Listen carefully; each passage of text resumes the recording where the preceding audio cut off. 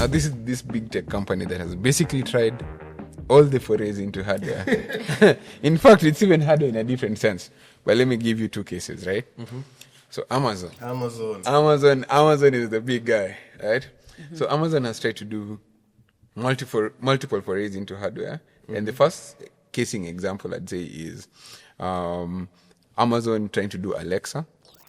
And I'll even call them the shopping chips. I think it was called Amazon Dash Button. We'll talk about that later. The button that had a picture of a toilet paper. Yeah. So if you ever ran out, you just hit it. You just hit it and then it's delivered. And then, contrary to that, they also did some other different kind of hardware, which is, even harder hardware. They bought like a whole grocery chain of Whole Foods, which is quite interesting when you think about it. But now, one of them was a better success than the other. So I wanted us to discuss both of them and just kind of lay the background for it and so on and so forth. And not to forget, they built their own smartphone. And failed. And then they had their Kindles. Kindle is actually like a pseudo-successful category. Yeah. AWS. They want to get into AWS, but... No, not AWS. No. Yeah. That's a whole different beast. That's a whole different beast. I mean, they just try everything and see which one's going to... I remember, I don't remember who a video was watching. I don't remember who said it, but he used to say, the approval department in Amazon is a sticky note that just says yes. I actually was thinking about it. I think in my study of hardware into software and software companies into hardware, I think for me, like, Amazon is the master of all the big tech companies. Like, they've mastered the art of like trying to foraying into hardware as a gateway for services, because their whole goal, like, Kindles, book sales. You've talked about Fire TV for video. Amazon Echo was mostly built for shopping and music, right? And now, let's not even get into Prime Video and entertainment. Like, these guys are literally in the business of trying and mastering every vertical. But the way they do it, their process is just much better than many other, like, big tech companies that are trying to do it. I don't think they pre-announce either, do they? No. They announce not at the as point where they are aggressively launching. as there's an announcement happening up is all. Like, in fact, I feel like the founder is less shouty than these other. And that I think that has a very important point to kind of note, actually. Like, not Elon Musk. He's not Elon. Sam Altman. Yeah, and when you think about it, the one that they try to do like a humongous pre-announcement, the Fire phone, is one of their biggest failures. That has a lot to say. What does that mean? But no, I think what's even more exciting for me was they did the $13.7 billion acquisition of Whole Foods Market. So, at first glance, why is a software company, online shopping company, trying to buy hundreds of brick and mortar grocery stores? That seemed very odd. So, I think for me, the why behind, obviously, Amazon was to have that physical distribution network and a way into like the $800 billion plus like grocery market. This is like something that people will always need. It's a very lindy problem. People will always need to shop. People always need to go and buy food somewhere. And buying the whole chain was a very strategic thing. And over the years, obviously, Amazon has integrated Whole Foods into their offering for Prime subscribers. You even have free deliveries from Whole Foods and so on and so forth. So the question here now becomes, first of all, what do you think is the massive gain? And in terms of how they did it right, of them transitioning from being purely software into getting into like a humongous merger that makes them a very physical presence. I think first you have what to are consider the benefits that. Here? Yeah, I think first you have to consider that Amazon isn't so much a software company in the ways that most of the other big tech, like Google or Facebook, are, where they're just purely software.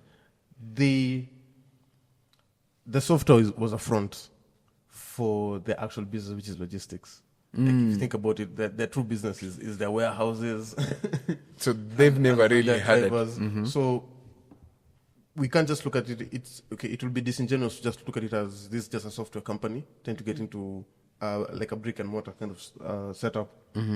They probably already had a sense of understanding with regards to that aspect of the business. I mean, they've been delivering products all over the country, and for them, they're looking for a way to expand their current user base. Remember, a huge part of their business is their Prime subscription.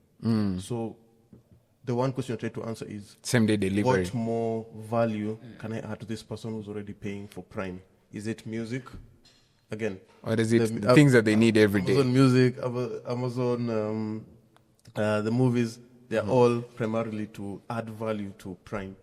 And so it doesn't seem that great of a leap that they would try to take on groceries. Because again, if I'm buying almost everything I need from you and having to go to buy groceries somewhere else, then that reduces the kind the of touch time, yes, the interaction, and the value that I'm deriving from it, because I'm as well just go and do my shopping at a Target or a Costco if I'm leaving anyway. So how can we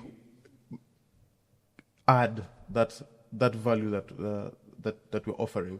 And so it makes sense.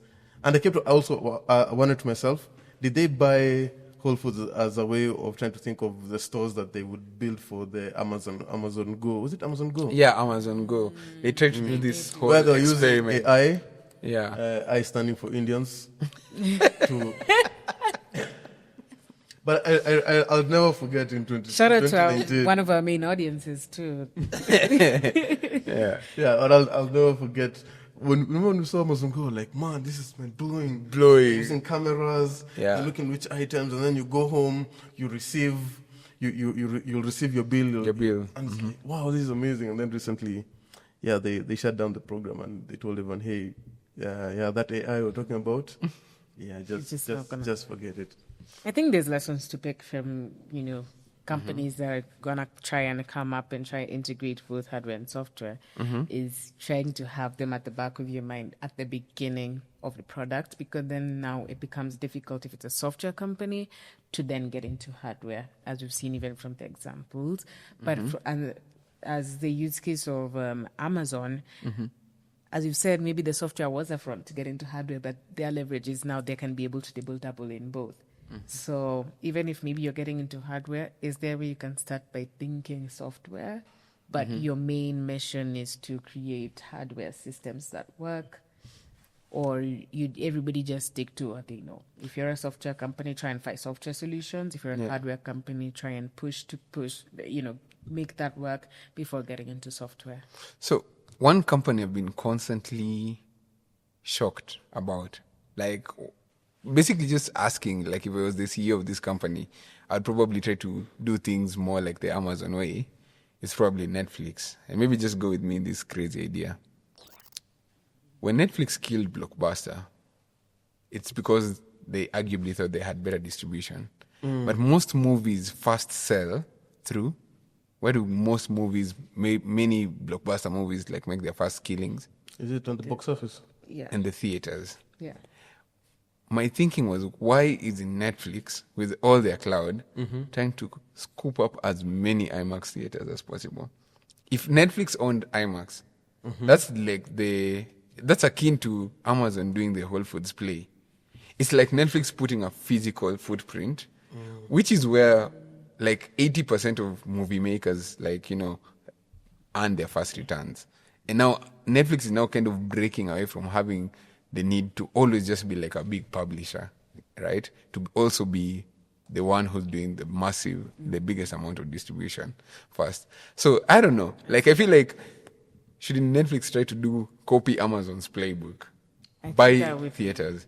I see that. It's a different optic, but... And it's actually quite interesting that you said that, because Netflix represents the reverse movement of everything that we discussed, because they started by mailing the movies. DVDs. I don't know if they're mailing VHS, but it was VHS, DVDs actually. They found DVDs to be more portable. In red envelopes. Yeah, and they went now away from hardware distribution to software. Purely software. To being purely software. I think to answer your question, my opinion about it is that they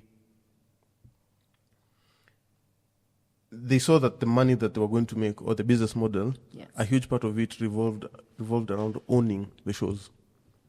Okay. So it wasn't. For the longest time, they were airing other people's shows. They need to buy and license access to these friends and Publishing. yes, and that business model didn't quite work well. Or the better play for them was, we need to own our own shows. And so the strategy was, hey, let's fund people to make Netflix exclusives for us. And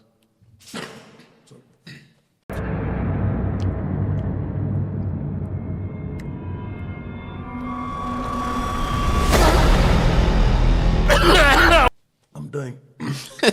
And now they're funding people to make games that are Netflix yeah, exclusive. Yeah. Games. So I think for them, their strategy is to own the values in the content. And a movie that you own, that you made yourself, you're going to own the rights. And if it's a hit, you're going to capitalize on it year on year. Of course. Isn't that just also what we're talking about? Like, the value is in the ownership. People want to own the product or the vertical, the hardware.